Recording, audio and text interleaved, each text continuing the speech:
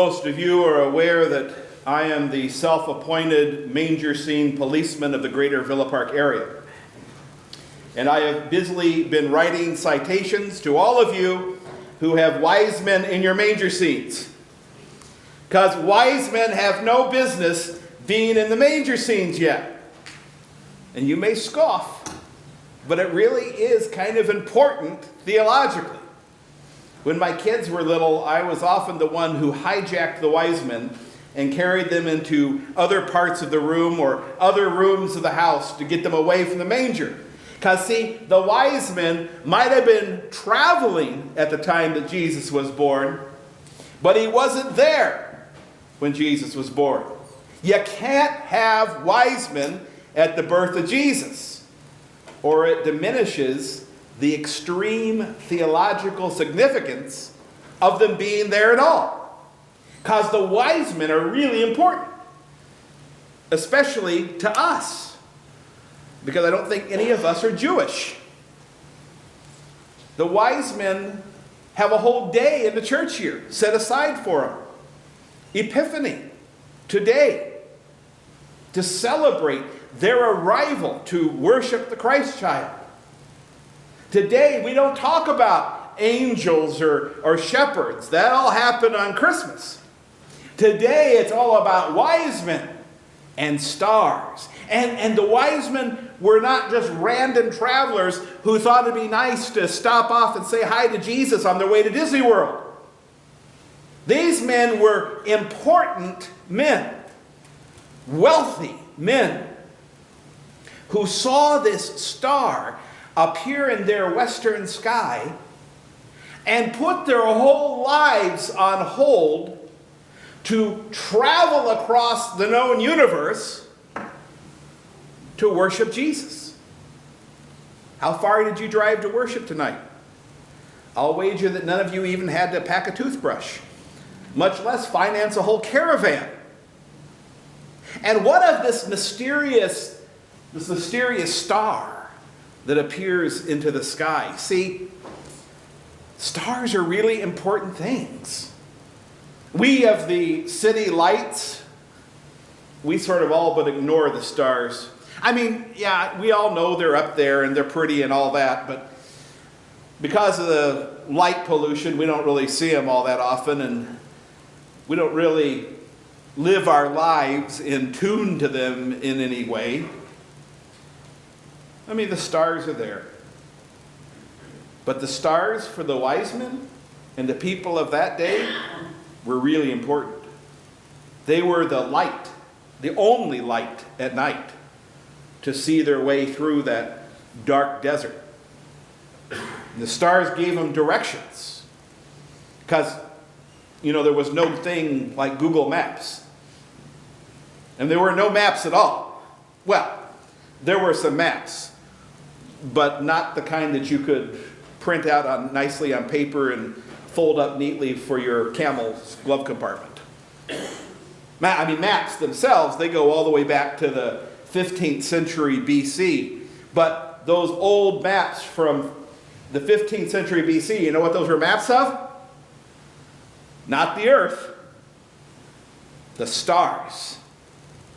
Because the movement of the stars is what told people when to plant and when to harvest. They told them which way was Babylon and which way was Egypt.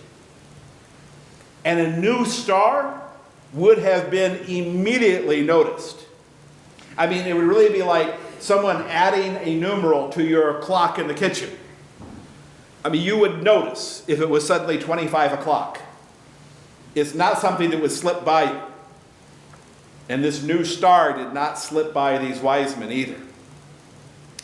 Apparently, the particular wise men who decided to come and visit Jesus had remembered some of the stuff that they had learned from the Hebrews back when the Hebrews were living in Babylon.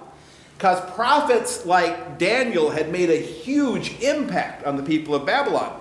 You remember the lion's den and the fiery furnace. Well, things like that tend to stick with people for many generations.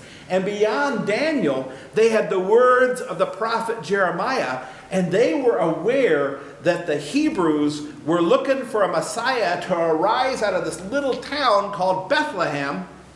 And when they saw that new star appear in their western sky, they just felt compelled to follow it, to see if it might just be a sign that that new king had been born. And as I said earlier, the most important thing about these guys is that they were not Jews. They were not Hebrews even. They were from outside the circle. They're just like us. Today is so important because today is the day that we celebrate being included inside the circle of salvation. God sent his son to be born of a Hebrew woman named Mary in Bethlehem. But he called us from distant lands to come and to be a part of this miracle. Everything Jesus would do, he would do for us as well. That had never happened before. And that's why it's so important to keep the wise men out of the stable. Jesus was plopped down right at the feet of the Hebrews, as promised. But the Jews would not believe him. The Gentiles, that's us. We were invited to the party from a long way off, and we came across miles and miles of desert by faith to find the one who had called us. And that journey that the wise men took, is played out every week in worship. As you make your way to the altar tonight to receive Holy Communion, as you make your little journey from your pew, remember the journey the wise men took to worship Jesus. And as you pass by that baptismal font, dip your fingers in the water. Make the sign of the cross. Remember those wise men crossing the River Jordan to come to worship Jesus, just in the same way as you crossed through those baptismal waters to come and receive his gifts. And speaking of gifts, as you come forward tonight, bring your gifts. I doubt that any of you brought myrrh or frankincense or gold.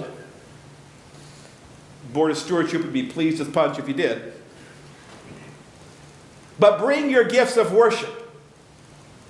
Bring your gifts of prayer. Bring your tithes and offerings. And as you kneel to receive his body and blood through the bread and the wine, remember those wise men kneeling for the first time to worship the Christ child, to worship their new king. And as you leave this place tonight, be like those wise men and tell everyone what you have seen and where you have been.